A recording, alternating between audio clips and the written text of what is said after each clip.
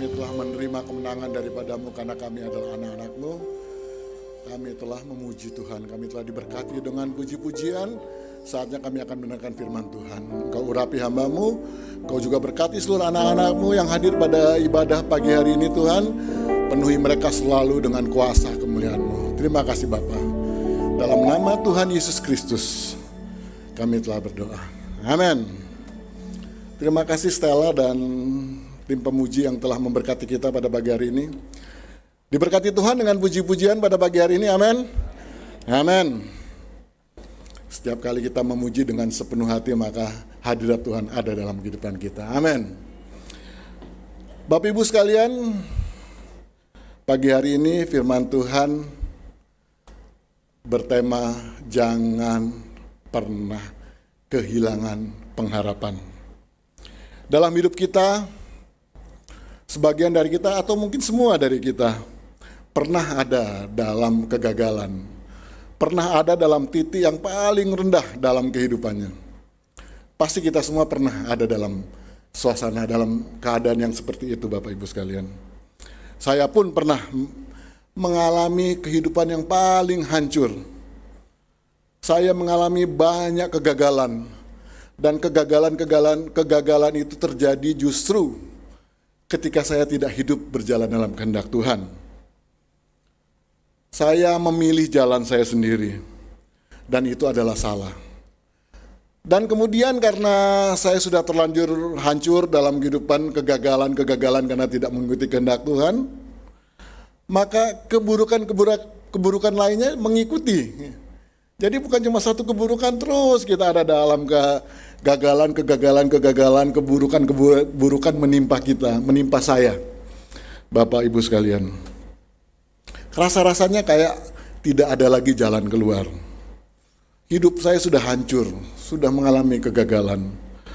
Dan celakanya, karena saya hidup tidak mengikut jalan Tuhan, saya kemudian tidak berani minta pertolongan Tuhan. Saya nggak berani datang sama Tuhan karena saya merasa tidak pantas untuk menerimanya. Karena saya hidup jauh dari Tuhan, tidak berjalan dalam kehendak Tuhan. Itu cara iblis untuk membuat kita binasa Bapak Ibu sekalian. Jadi ketika Bapak Ibu ada dalam keadaan itu, ada dalam titik nadir, dalam keadaan kegagalan, dalam keadaan yang hancur, dalam keadaan yang gagal, seakan-akan tidak bisa melihat jalan keluar, jangan pernah berpikir seperti saya berpikir waktu itu. Itu cara iblis untuk mempengaruhi kita. Itu iblis selalu merongrong kita dengan menuduh kita bahwa kita orang yang tidak pantas menerima anugerah dari Tuhan. Padahal Tuhan mengasihi kita dalam keadaan apapun juga. Atau mungkin ada di antara kita yang pernah difitnah orang, pernah mengalami satu perbuatan tidak menyenangkan dari orang lain yang membuat kita merasa hancur karena akibat fitnah dari itu. Kita kehilangan kepercayaan dari orang lain, dan untuk membangkitkan kepercayaan orang itu tidak mudah ya Bapak Ibu sekalian, itu sulit sekali. Dan mungkin ada di antara Bapak Ibu yang mengalami seperti itu.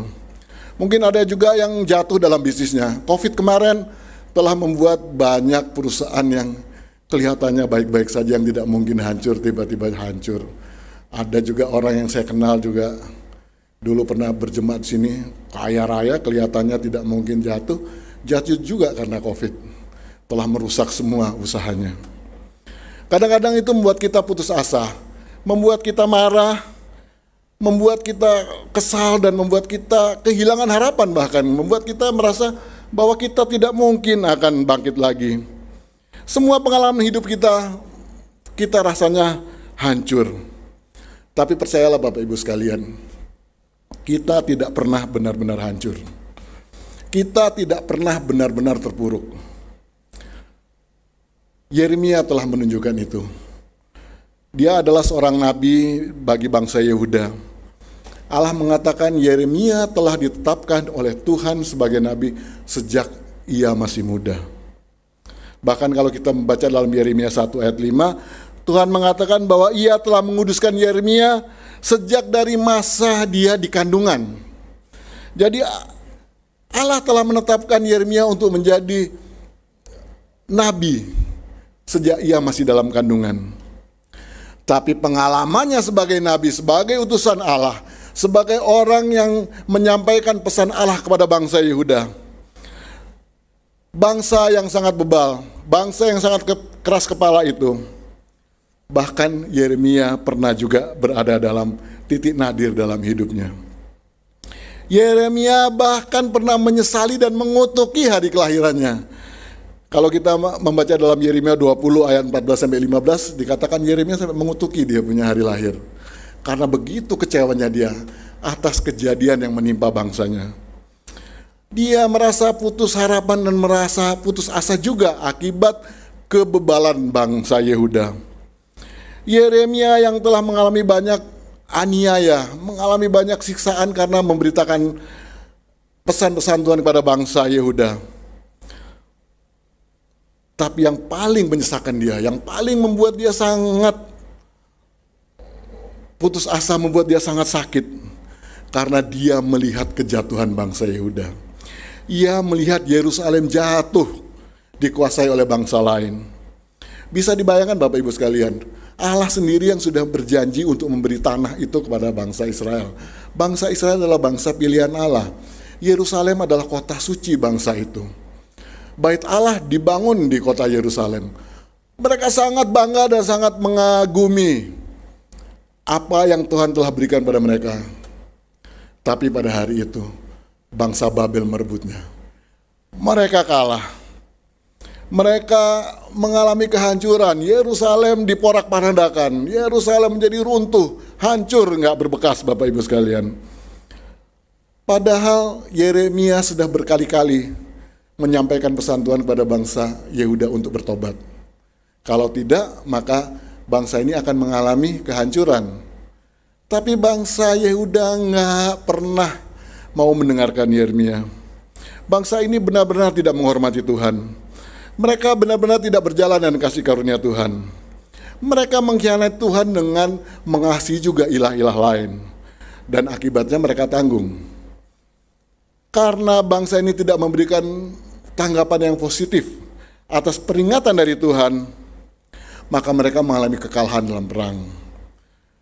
Banyak sekali orang-orang Yehuda yang mati dalam perang pada waktu itu. Sisanya mereka dibuang ke tanah Babel. Ada yang juga dibuang ke tanah Mesir. Yang tertinggal di tanah Yehuda di kota Yerusalem dikatakan mereka hidup dalam kelaparan. Betapa sengsaranya bangsa itu. Hal inilah yang menghancurkan hati Yeremia Bapak Ibu sekalian. Untuk itu marilah kita belajar bersama-sama tentang Yeremia. Bagaimana ia menyikapi semua kejadian pahit yang terjadi di sekitar kehidupannya. Di sekitar bangsa yang dia layani. Dan ayat-ayat yang akan kita baca ini mungkin juga cocok bagi kita pada pagi hari ini yang sedang mengalami banyak masalah, banyak kegagalan yang dirasakan, banyak kehancuran yang dirasakan dalam hidupnya. Pagi hari ini kita akan baca bersama-sama ayat-ayat ini, ayat yang sangat terkenal. Dari kitab Ratapan 3 ayat 20-27. Ingatlah akan sengsaraku dan pengembaraanku, akan ipuh dan racun itu. Jiwaku selalu teringat akan itu dan tertekan dalam hidupku. Tetapi hal-hal inilah yang kuperhatikan. Oleh sebab itu aku akan berharap. Tak berkesudahan kasih setia Tuhan. Tak habis-habisnya rahmatnya. Selalu baru setiap pagi. Besar setiamu. Tuhan adalah bagianku, kata jiwaku. Oleh sebab itu aku berharap kepadanya. Tuhan adalah baik bagi orang yang berharap kepadanya. Bagi jiwa yang mencari Dia adalah baik menanti dengan diam pertolongan Tuhan. Bangsa Yehuda dalam keadaan yang begitu getir. Mereka begitu menderita. Karena apa? Karena perbuatan mereka sendiri tidak mau mendengarkan perintah Tuhan, tidak mau mendengarkan kata-kata Tuhan yang disampaikan lewat Nabi Yeremia. Yeremia melukiskan betapa sakit perasaannya. Ia melukiskan dengan sangat dramatis apa yang dirasakan dia akibat banget. Dikatakan bahwa aku dipukul tiap hari olehnya itu oleh Tuhan. Tuhan membentengi aku dari hal-hal yang baik. Gigiku semua rontok karena Tuhan kasih makan aku kerikil, gitu kata Yeremia. Bahkan jiwaku dicabut dari kebahagiaan. Bahkan jiwanya pun tidak ada kebahagiaan, dan sebagainya dan sebagainya. Begitu banyak kalau Bapak Ibu mau membaca di Kitab Ratapan 3 ayat 1 sampai 18. Itu semua kata-kata Yeremia tentang kepahitan yang dialaminya. Pada ayat 18 dikatakan demikian, sangkaku hilang lenyaplah kemasyuranku dan harapanku kepada Tuhan. Itulah perasaan Yeremia, Bapak Ibu sekalian. Coba bayangkan seorang nabi bisa mengatakan begitu, bahwa Tuhan pun, pengharapan dia sama Tuhan pun sudah nggak ada menurut dia, menurut apa yang dirasakannya. Hilang lenyaplah harapanku kepada Tuhan, kata Yeremia. Yeremia begitu sedih dengan apa yang dialami oleh bangsanya. Ketika dia mengingat-ingat itu, ketika ia membayangkan apa yang terjadi dengan bangsa Yehuda, hatinya tertekan, hatinya sangat galau, hatinya sangat risau karena hal-hal yang dialami, dan dia melihat itu di depan matanya. Jiwaku selalu teringat akan hal itu, kata Yeremia, dan hal itu membuat diriku merasa sangat tertekan. Tapi dalam semua kepedihannya, semua perasaan yang dirasakannya ketika ia melihat kehancuran bangsa Yehuda dan kota Yerusalem porak-poranda, Yeremia mendapat satu perspektif baru, satu cara pandang yang baru.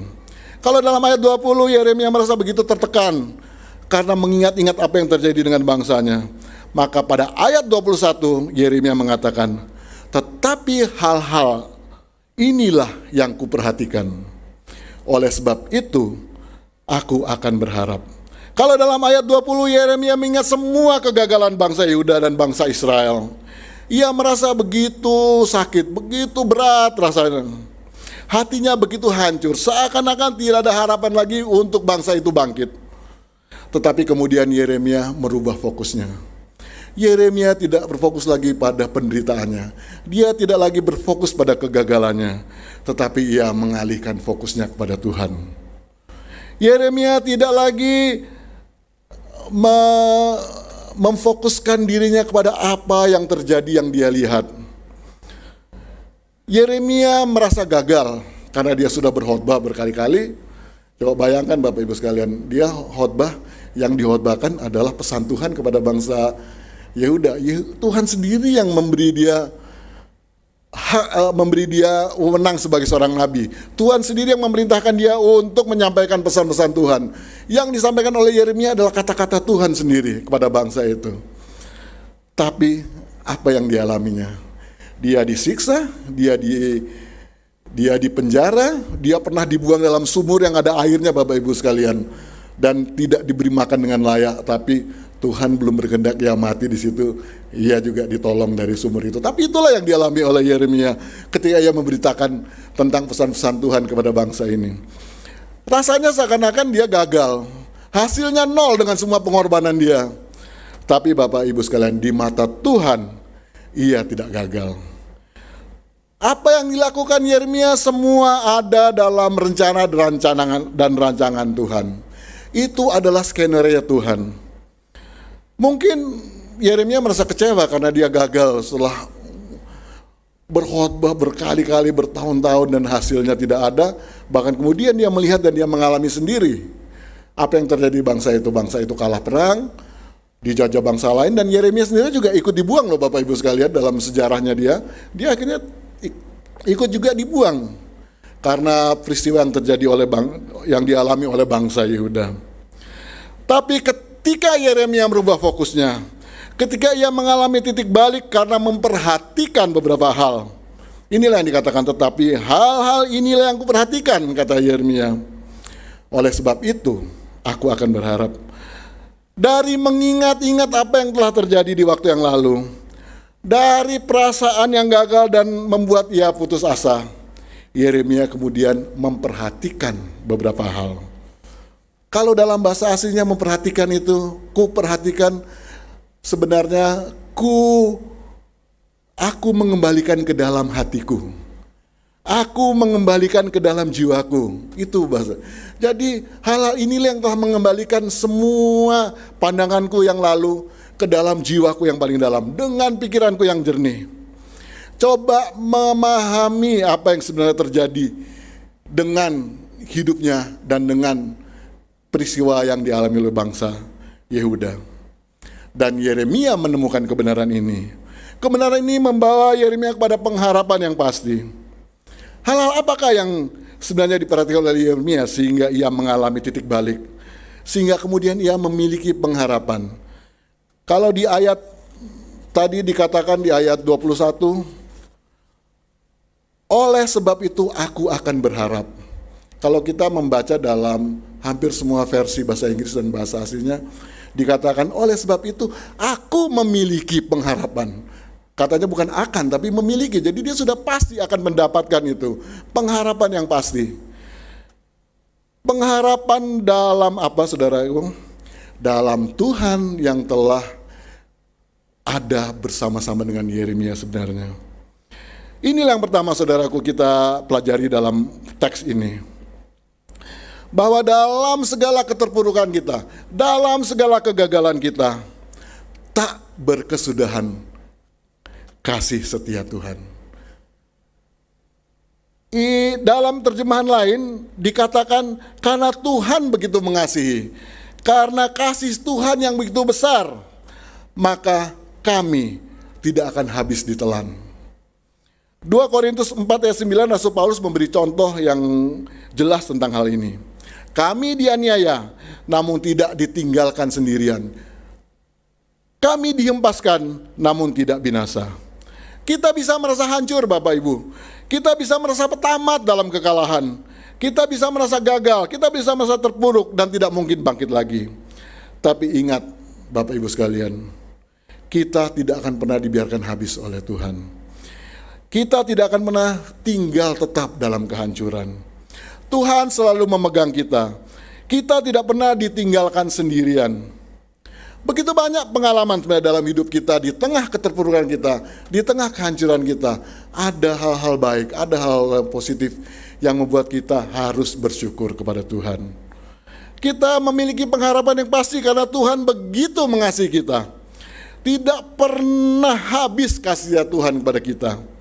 Kegagalan-kegagalan kita, pengalaman-pengalaman buruk yang kita alami sebenarnya hanyalah jalan menapak menuju pada kemenangan.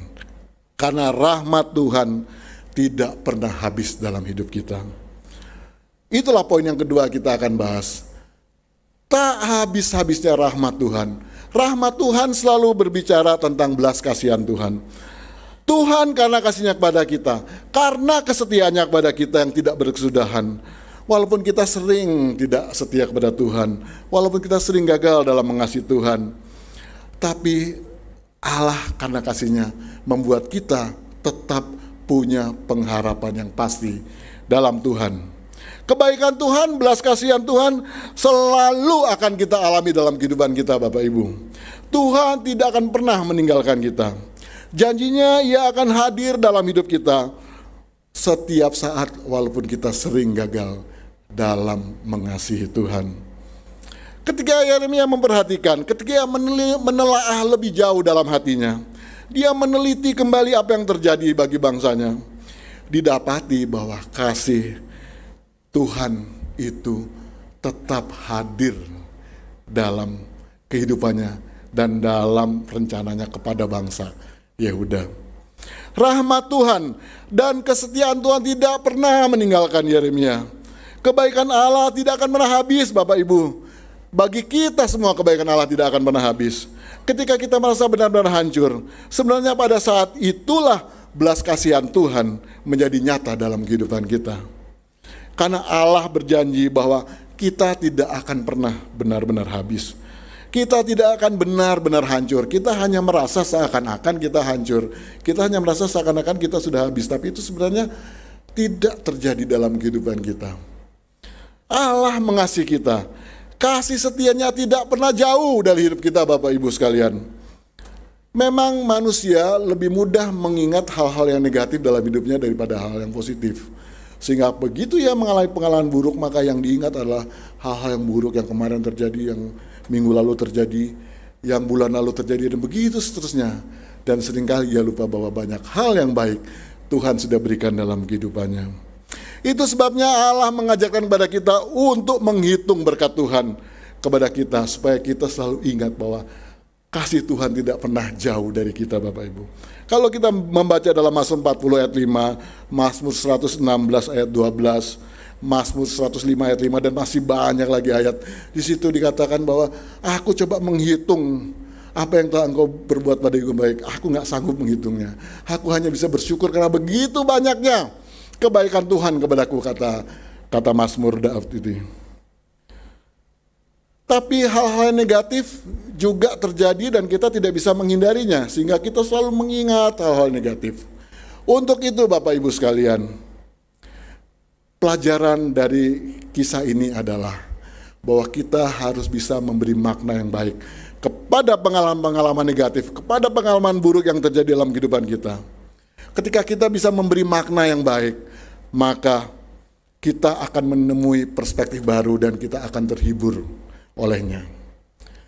Katakanlah siapa di antara Bapak Ibu yang pernah kehilangan, misalnya kehilangan HP. Kalau kita kehilangan, kecopetan, kecurian, hilang HP, apa yang kita rasakan? Pasti kita pusing, kecewa, marah, gelisah. Kadang-kadang hidup kita akan kayaknya tergantung dengan HP, sehingga begitu dia hilang, kita kehilangan segala-galanya. Benar nggak Bapak Ibu sekalian? Tidak ya, nggak boleh begitu. Tapi kalau kita coba memberi perspektif yang baru, maka kita mungkin bisa memikirkan seperti ini. Oh ya, dia ngambil HP saya karena mungkin dia lagi butuh, mungkin istrinya lagi sakit, mungkin anaknya lagi butuh biaya untuk sekolah dan dia nggak bisa bayar, dan sebagainya. Mungkin Tuhan akan memberkati saya dengan lebih lagi ketika saya kehilangan HP. Itu cara kita berpikir positif untuk mengalihkan semua perasaan negatif dalam diri kita. Ketika itu kita lakukan, maka Tuhan akan memberi kita wawasan yang baru dan kita akan terhibur oleh karenanya. Dan biasanya orang kehilangan HP, saya perhatikan orang yang hilang HP biasanya dapat gantinya lebih bagus ya seringkali. Benar nggak Bapak Ibu sekalian? Itu cara sebenarnya, cara yang terbaik untuk memahami kasih setia dan rahmat Tuhan bagi kita. Selalu ada hal-hal baik di setiap pengalaman kita. Sepahit apapun, seburuk apapun, selalu ada hal-hal yang baik yang terjadi dalam kehidupan kita. Dan yang pasti kita tidak akan pernah tinggal diam dalam kehancuran itu. Kita tidak akan pernah tinggal tetap di dalam kegagalan. Allah pasti akan memulihkan kita. Allah akan membawa kita kepada sumber kasih yang sejati, yaitu kasih setia Tuhan. Tidak pernah berkesudahan, tadi kita sudah baca. Tidak pernah habis rahmat Tuhan. Selalu mengalir dan tidak berhenti untuk menolong kita. Dan ini yang luar biasanya. Ini poin ketiga Bapak Ibu sekalian. Selalu baru setiap pagi. Kasih setia dan rahmat Tuhan selalu baru bagi kita. Selalu terus menerus dan selalu baru setiap pagi, kata firman Tuhan. Rahmat Tuhan selalu dihadirkan kepada kita. Allah selalu menyediakan berkat kepada kita sesuai dengan keperluan dan kebutuhan kita. Allah tahu semua yang Bapak Ibu butuhkan. Allah tahu semua beban Bapak Ibu hari ini dan besok seringkali beda. Itu sebabnya dikatakan bahwa rahmat Tuhan itu selalu baru setiap pagi. Saudaraku yang terkasih dalam Tuhan, meskipun bangsa Yehuda mengalami kesukaran yang dahsyat, kota kebanggaan mereka Yerusalem luluh lantak, seakan-akan hancur dan tidak bisa dibangun lagi, kesetiaan Tuhan adalah kekal. Kesetiaan Tuhan selama-lamanya. Bertahun-tahun kemudian, 70 tahun setelah peristiwa itu, Yerusalem kemudian dibangun kembali. Dibangun oleh Nehemia, dibangun bait Allah oleh Ezra, dan seterusnya dan seterusnya. Saudara bisa eksplor itu dalam Alkitab. Yerusalem dibangun kembali. Itulah yang dilakukan Tuhan pada bangsa Israel. Allah dalam peristiwa yang mengenaskan bagi bangsa Yehuda sebenarnya sedang mengajarkan tentang kesetiaan kepada bangsa itu kepada Tuhan. Allah sedang mengajarkan ketaatan bangsa itu kepada Tuhan. Allah mengajarkan bahwa tanpa Tuhan mereka bukanlah apa-apa. Mereka cuma sekali habis binasa kalau Tuhan mau. Tapi Tuhan tidak lakukan itu pada mereka. Ketika kita terpuruk Bapak Ibu sekalian, ketika kita sangat membutuhkan Tuhan, kita butuh Tuhan setiap saat. Kita butuh Tuhan setiap hari. Kita perlu bimbingan dan nasihat Tuhan setiap waktu. Itulah mengapa Allah memberikan rahmat yang baru setiap pagi. Kita membutuhkan Tuhan setiap saat Bapak Ibu sekalian. Tidak ada waktu kita sedikit pun di mana kita tidak membutuhkan Tuhan. Benar ya? Ayub dalam penderitaan yang dialaminya mengatakan demikian. Ayub 7 ayat 17 dan 18. Apakah gerangan manusia sehingga dia kau anggap agung? Dan kau perhatikan. Dan kau datangi setiap pagi. Dan kau uji setiap saat. Ujian itu adalah selalu dilakukan kalau anak-anak sekolah. Ujian, UAS yang kemarin kita doakan anak-anak, itu adalah selalu sarana untuk naik kelas. Iya kan Bapak Ibu? Jadi ketika Allah menguji kita setiap saat, maka Allah mau kita selalu naik level dalam hidup kita. Allah mau kita selalu ada di tingkat yang semakin hari semakin tinggi dalam mengiring Tuhan, dalam menerima kasih Tuhan, dalam mendapat anugerah Tuhan, dalam mendapatkan kasih setia Tuhan. Selalu kita akan mengalami naik kelas kalau kita hidup dan berharap sepenuhnya kepada Tuhan. Allah itu selalu hadir dalam kehidupan kita Bapak Ibu. Memberi kasih dan rahmatnya kepada kita, menasihati kita dan memberi hukum-hukum yang baru kepada kita setiap pagi, kata Sefanya. Mari kita baca Sefanya 3 ayat 5. Tetapi Tuhan adil di tengah-tengahnya, tidak berbuat kelaliman. Pagi demi pagi ia memberi hukumnya. Ia tidak pernah ketinggalan pada waktu fajar. Artinya Allah selalu memberi jalan keluar bagi setiap masalah yang kita alami. Ia tahu setiap derita kita Bapak Ibu. Ia selalu memberikan solusi melalui firman-Nya. Ketika kita menyadari hal itu, ketika menyadari bahwa hanya dengan Tuhan kita mendapat pengharapan, maka kita akan berserah penuh pada belas kasihan dan kasih setia Tuhan. Tuhan akan membawa kita ke air yang tenang. Tuhan membandingkanku ke rumput yang hijau, kata Daud. Ketika Daud menulis itu, Daud tidak sedang berada dalam suasana yang betul enak. Dia belum jadi raja, atau menurut penafsiran yang lain, dia sedang dikejar-kejar oleh Absalom anaknya. Tapi Daud bisa mengatakan, ia menuntun aku ke air yang tenang. Ia membaringkan aku di rumput yang hijau. Itulah pernyataan Daud tentang kasih setia Tuhan Bapak Ibu. Oleh karena hal itu maka Yeremia kemudian menyatakan dalam pasal 3 ayat 24. Tuhan adalah bagianku, kata jiwaku. Oleh sebab itu aku berharap kepadanya. Pernyataan inilah yang diungkapkan Yeremia setelah ia meratapi Yerusalem. Setelah ia melihat kehancuran Yerusalem, tapi kemudian Yeremia mendapat perspektif baru. Setelah ia mencoba merubah cara memaknai peristiwa-peristiwa yang terjadi, peristiwa-peristiwa pahit yang terjadi dalam hidupnya.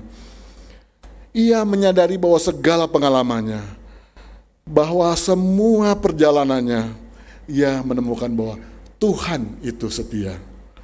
Tidak pernah habis-habisnya kasih setia Tuhan. Rahmat Tuhan yang selalu baru setiap pagi. Tuhan selalu hadir dalam semua penderitaannya. Tidak sedetik pun Allah meninggalkan Yeremia. Maka Yeremia menemukan jawaban dari kegelisahan hatinya. Jawabannya adalah Tuhan. Tuhanlah satu-satunya jawaban dalam pengalaman hidupnya. Sekalipun aku kehilangan semua milikku, sekalipun aku menderita, di penjara, disiksa, dan semua penderitaan lain, tapi ketika Allah menjadi bagianku, ketika Allah ada dalam hatiku dan jiwaku, maka aku memiliki segalanya. Ini cukup bagiku untuk menggantikan semua penderitaanku. Dalam Dia aku merasa puas. Begitu kira-kira ringkasan dari ayat yang kita baca tadi menurut Yeremia. Saya membayangkan Yeremia mengatakan itu, bahwa dia puas dalam Tuhan. Semua yang dia lalui itu gak ada artinya bagi dia ketika Allah menjadi bagian dari hidupnya. Begitu juga dengan kita Bapak Ibu sekalian. Ketika kita menjadi bagian dalam karya keselamatan Kristus, ketika Yesus hadir dalam diri kita, dalam hati kita, maka semuanya sudah lebih dari cukup. Dalam Yesus kita dipuaskan dari dahaga kita. Dalam Kristus ada jawaban bagi semua masalah kita. Dalam Kristus kita memperoleh anugerah dan kasih karunia yang besar. Oleh sebab itu maka kita harus selalu berharap kepadanya. Ketika Tuhan hadir dalam hidup kita, ketika kita menjadikan Tuhan bagian dari jiwa kita, maka kita bisa bersandar sepenuhnya kepada Tuhan. Bersandar kepada manusia ada batasnya. 1, 2 kali, oke, 3 kali, mereka sudah tidak mau menolong kita. 1, 2 kali kita mengeluh kepada mereka, mereka mau dengar. 3, 4 kali mereka sudah mulai bosan dengar kita. Tapi kepada Tuhan setiap saat Bapak Ibu dapat datang kepadanya dan menaruh harap sepenuhnya kepada Tuhan. Hanya Tuhanlah satu-satunya harapan kita yang sanggup menolong kita untuk bangkit dari semua kegagalan kita, semua kehancuran kita. Tuhan tidak pernah gagal dalam menyertai kita melewati lembah kekelaman. Daud mengatakan, aku tidak takut melewati lembah kekelaman karena gadamu dan tongkatmu, itulah yang menghibur aku. Jadi Daud merasa bahwa Tuhan ada, akan menyingkirkan semua musuh-musuh kita karena kita hidup dalam pengharapan dalam Tuhan. Tapi ada syaratnya Bapak Ibu sekalian. Syaratnya apa? Kita harus menjadikan Tuhan sebagai bagian kita. Tuhan harus ada hadir dalam hidup kita. Kita harus menghadirkan Yesus di hati kita. Dan kita harus mengizinkan Roh Kudus untuk memimpin seluruh kehidupan kita. Ketika kita melakukan itu, maka semua jawaban dalam kehidupan kita, semua persoalan kita akan ditanggung dan dijawab oleh Tuhan. Amin. Tuhan teramat baik kepada kita, orang-orang yang percaya kepadanya. Orang yang selalu berharap kepada Tuhan. Allah begitu mengasihi kita Bapak Ibu sekalian. Kita haruslah selalu hanya berharap kepada Tuhan. Arahkanlah iman kita kepadanya. Carilah Dia, maka saudara pasti menemukan Dia. Carilah Tuhan, pasti saudara akan ketemu Tuhan. Nantikan pertolongan Tuhan, maka pertolongan Tuhan pasti akan datang dalam kehidupan kita. Tepat pada waktunya. Allah akan memberikan anugerahnya kepada mereka yang meletakkan harapannya hanya kepada Tuhan. Kasih setia Tuhan yang ajaib itu pasti akan memenuhi kita semua Bapak Ibu. Sekali lagi Bapak Ibu sekalian, jadikan Tuhan bagian yang utama dalam kehidupan kita. Berharaplah pada pengharapan yang pasti, yaitu Tuhan kita Yesus Kristus. Karena kasih Tuhan sekali lagi tidak pernah habis. Selalu hadir dalam diri kita dan selalu baru setiap saat sesuai dengan apa yang kita butuhkan, asal kita meletakkan sepenuhnya hati kita kepada anugerah dan kasih setia Tuhan. Amin. Tuhan memberkati kita semua. Mari kita nyanyikan satu pujian untuk